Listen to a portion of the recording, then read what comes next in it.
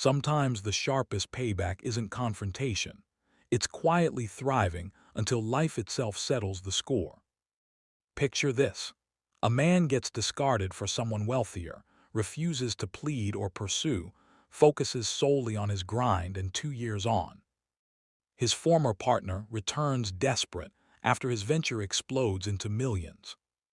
This tale proves how composure and self-investment can reverse everything for the person who once deemed you insufficient. When Sarah announced we should just stay friends and rolled her suitcase toward the door, I didn't plead, didn't debate, simply replied, "All right," and let her walk away. She paused there a full 10 seconds, obviously waiting for me to collapse, run after her, swear I'd transform myself. Instead, I turned back to my screen as casually as if she'd said she was heading out for milk. 2 years passed, my company reached multi-million status, and now she's blowing up my phone, appearing at my usual spots, informing anyone who will listen that splitting was our biggest error, and claiming her feelings for me endured. Ironically, I gave her precisely the friendship she claimed to desire, and suddenly that's the very thing she rejects most. Let me rewind to how it unfolded. Sarah and I were together 3 years, cohabiting the final year and a half in a reasonable two-bedroom place downtown. I earned roughly $78,000 annually as a digital marketing coordinator. Solid, reliable pay, nothing extravagant but secure. She did part-time retail at a small shop, maybe $26,000 yearly, always mentioning future classes to advance her path, though none ever materialized. I drove a 2018 Mazda 6, covered the bulk of expenses, and used evenings to develop a freelance consulting operation because I craved more than a predictable income. Sarah enjoyed luxury, fancy brunches, high-end purses she budgeted for, weekend getaways to vineyards, and I happily paid most because I believed we were investing in our future together. Trouble crept in gradually, the sort you notice yet convince yourself is minor. She'd return late from networking mixers around 11, carrying a men's fragrance that wasn't mine. When questioned, she'd snap that I was overly suspicious. She spoke increasingly about accomplished guys from those gatherings, their sports cars, their self-investment habits. My friend Jake flagged it early. "Man, she's browsing options while you're the fallback." I dismissed it, convinced our love was mutual. I pulled 12 14-hour days juggling employment and my venture, yet she griped I was absent or overly focused on work, even though that effort funded her preferred lifestyle. Then arrived the evening that shifted everything. I should have anticipated it. I returned home near 8 after a client discussion, grabbed her favorite tie on the route, and discovered her seated at the table with rehearsed formality, hands clasped, face grave. I sensed the scripted moment before words came. She began, "We should discuss something important." I placed the bags down, sat opposite. She launched into a prepared monologue about reflection, realizing our life goals diverged. She described me as dependable and secure, but said she required a partner whose drive aligned with hers, and who could deliver the comfort she felt entitled to without financial stress. Then the unforgettable phrase, "I believe we'd be better off as friends," delivered like she was granting me kindness. I absorbed it silently, then understood what I'd probably ignored for months. She wasn't departing over incompatibility. She'd located someone richer and was framing it honorably. I could have contested, bargained, vowed adjustments, yet I responded simply, "Okay, if that's your choice." Her expression flickered from composed to puzzled to faintly irritated. She'd anticipated drama, the classic plea, the emotional scene. Instead, I inquired calmly whether she required assistance packing or had a place lined up that evening. She mentioned crashing with a friend and collecting belongings later that weekend. I offered to be absent so she could gather things comfortably. Confusion morphed into something sharper, annoyance perhaps. She retrieved her already packed bag from the bedroom and departed silently. Alone in the stillness, Ty cooling beside me, I experienced unexpected liberation, as though an unnoticed burden had vanished. That night I itemized monthly expenses tied to her: housing, meals, outings, travel, totaling around $1,400 now freed for reinvestment. Next day I rose, headed to work normally because truly little had altered beyond dropping pretense. Jake phoned midday probing my state. I said I was all right, surprising him since he braced for meltdown. No collapse arrived. I channeled energy into both roles, job and side hustle. Within 14 days, I secured a $15,000 contract impossible amid distractions. Signing it, I reflected that her exit might rank among my shrewdest unintended financial moves. She messaged occasionally those early weeks, checking in, hoping friendship remained possible as proposed. Replies stayed brief, courteous, coworker level. Doing fine, hope you are too. Her attempts to prolong chats revealed unmet expectations. Jake occasionally showed her social posts: upscale dining, luxury accessories. New man's arm featured prominently, flaunting elevation. I unfollowed, avoided updates, stayed focused because building mattered more than her curated highlights. One evening over leftover takeout, this truth crystallized. When somebody prioritizes finances above bond, accept it immediately. My steady reaction stemmed not from tactics, but from knowing self-worth isn't negotiable. And that insight liberated real progress instead of endless proving. First glimpse of her upgraded existence came via Jake's screenshot while I drafted a midnight proposal. Her at a chic rooftop bar, flute raised. Pressed against a suited finance type exuding wealth, expensive timepiece, groomed appearance, smug assurance. Caption boasted proper treatment, luxury vibes, self-value tags. I viewed 5 seconds, reacted thumbs up to Jake, resumed work. Deadlines trumped her showcase. His name surfaced through chatter. Ryan Carter, 32, banking executive, BMW M5 driver, upscale condo resident. Mutuals supplied unrequested details. They'd connected at those late mixers, confirming pre-breakup timeline. Jake theorized months-long preparation before her friend's declaration. Evidence supported it. She hadn't departed, then searched. She'd secured upgrade, then crafted exit, minimizing guilt. Her transformation accelerated. Boutique shifts morphed into full-time content creation centered on gifts from boyfriend. From shared plates to premium sushi exceeding old wages. From single purse savings to weekly additions.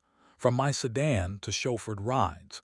Jake joked she'd swapped ATMs for larger capacity. She obtained precisely what she requested, provider sans financial concern, and post screamed peak happiness. My venture meanwhile surged unexpectedly.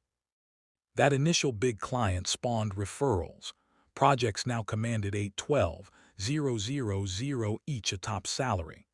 Grueling hours persisted, yet no complaints about absence or brunch budgets surfaced. I gained genuine liberty, constructing without constant valuation against richer wallets. Home remained tidy, meals wholesome, saved $1,400 monthly, fueled growth and reserves. Roughly 90 days post-split, subtle contact resumed. Late-night messages about missing talks, nostalgic location shares. Responses remained minimal, neutral: nice memory, take care. Not harsh, merely friend-zone literalism, and it unsettled her. Frequency and tone intensified. Then came a 1 a.m. club call, bass thumping, speech slurring.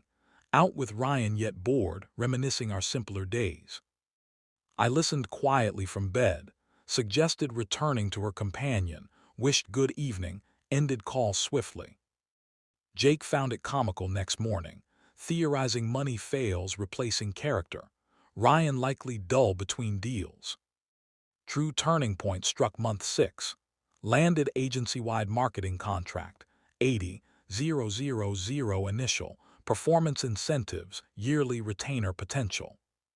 Resigned day job fortnight later, upgraded residence, transitioned from hidden hustler to industry name. Earnings roughly tripled rapidly. Life finally matched long-held vision rather than mere endurance. That's when Sarah began materializing at my locations, too patterned for chance. I'd enter unfamiliar cafe. She'd arrive minutes later feigning surprise. Networking functions. She'd appear alongside Ryan, lingering, inquiring about career in probing fashion. Ryan lingered disinterested, scrolling phone, while she'd prolong exchanges. I'd stay superficial, exit politely. Jake dubbed her wealth tracker. Gym membership coincidence peaked it.